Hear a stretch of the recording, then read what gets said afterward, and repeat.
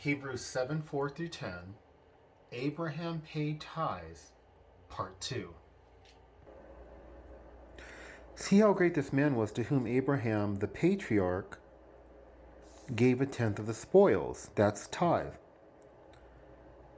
And those descendants of Levi who received the priestly office have a commandment in the law to take tithes from the people, that is, from their brothers, though these also are descended from Abraham. But this man who does not have the descent from them received tithes from Abraham and blessed him who had the promises.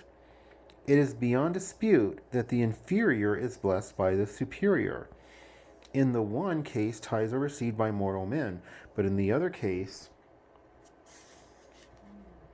by one of whom it is testified that he lives.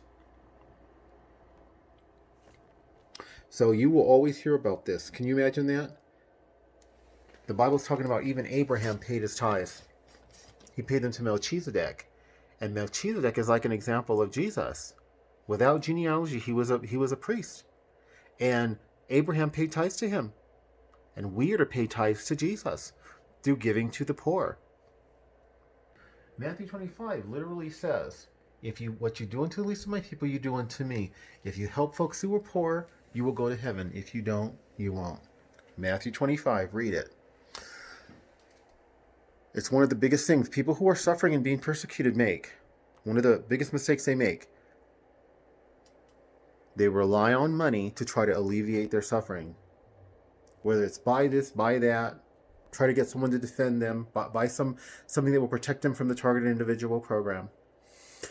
When what they should be doing is making offerings to God similar to animal sacrifices. When people were going through things or they needed God's attention, first of all, you can seek God, prayer, fasting, reading his word, praising him, but then you make a sacrifice to him. And in the modern day, we do that financially. You should be giving 10% away to the poor regardless of all that you make and of whatever resources you get.